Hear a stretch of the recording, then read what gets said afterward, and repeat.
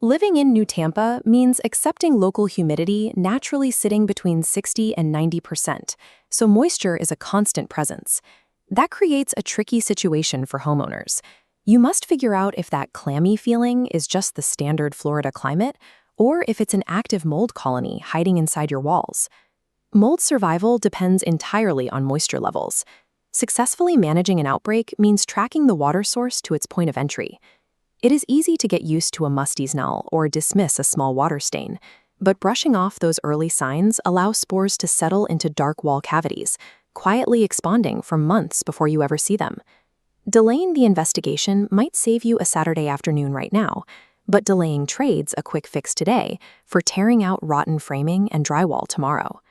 We plot mold visibility against the amount of trapped moisture. Shower grout mildew sits in the obvious and normal moisture zone. But hairline exterior stucco cracks trap moisture out of sight. Vacant summer homes also risk a hidden whole house spore bloom. The worst damage in a new Tampa home happens when water is entirely hidden from view. Getting ahead of a moisture issue early is far cheaper than cleaning up the aftermath. This diagram traces how we actually diagnose those hidden issues, starting with the most common early indicator, discovering a distinctly earthy or musty odor in a room. The immediate reaction for a lot of people is to plug in a wall air freshener or light a candle. That covers up the smell, but it leaves the actual moisture source completely active. While that candle is burning, the airborne spores causing the odor are being pulled into your return vents, settling into the damp, cool environment of your HVAC coils and ductwork. Once inside the ductwork, your air conditioning effectively becomes a spore distribution system. That is when a localized issue turns into recurring headaches, ongoing allergies, and respiratory trouble for anyone living in the house. Ignoring the smell, and specifically failing to check the HVAC unit, takes a problem that was confined to a single wall cavity and actively pumps it into every room you sleep and breathe in. If we follow the diagnostic path for visual symptoms, we arrive at the second major warning sign, finding dark, discolored spots spreading along your baseboards or drywall. To save money and handle the problem quickly, the automatic instinct is usually to grab a spray bottle of standard household bleach and scrub the spots away. But bleach is primarily composed of water. It reacts chemically to strip the dark color off the surface, which makes the wall look clean, but it fails to eliminate the actual living organism underneath. This cross-section shows what is actually happening. Mold operates like a plant. It drives microscopic roots, called mycelium, deep into porous materials like drywall and wood. When you spray bleach, the chlorine evaporates quickly, but the water soaks straight down into the drywall. You are literally watering the mycelium roots, giving them the exact resource they need to expand. Reaching for the bleach bottle gives you an illusion of success for a few weeks.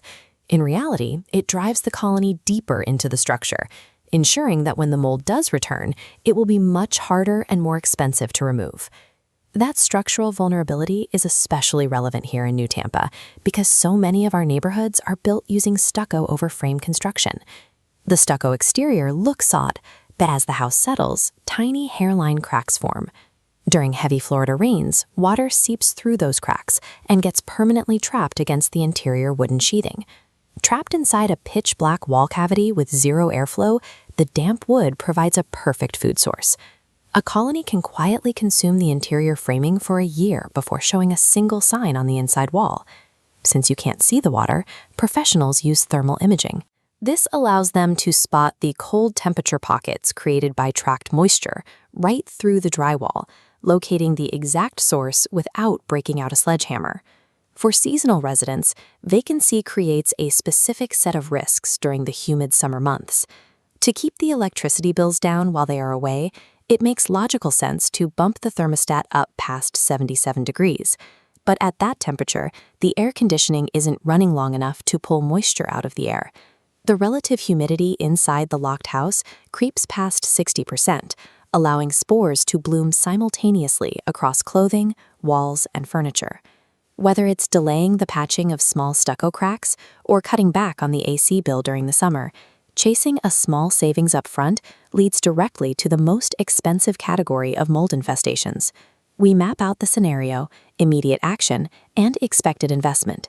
For minor spots, fix the leak and lower humidity. For vacant homes, set the AC to 77. But for unexplained allergies or hidden odors, escalate to a licensed professional for testing and containment. Identifying which of these scenarios you face prevents wasting energy on ineffective DIY fixes, while the real structural damage gets worse.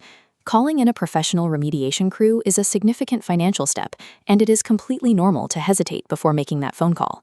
Licensed teams use HEPA air scrubbers and physical containment barriers to extract spores from the structure, ensuring the organism is fully removed rather than temporarily suppressed.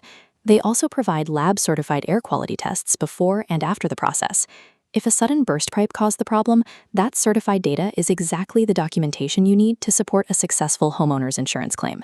When a moisture problem moves into the walls or HVAC system, you face a clear choice. You can pay a professional to solve it definitively now, or you can let it degrade your property value and your family's health until you are eventually forced to address it.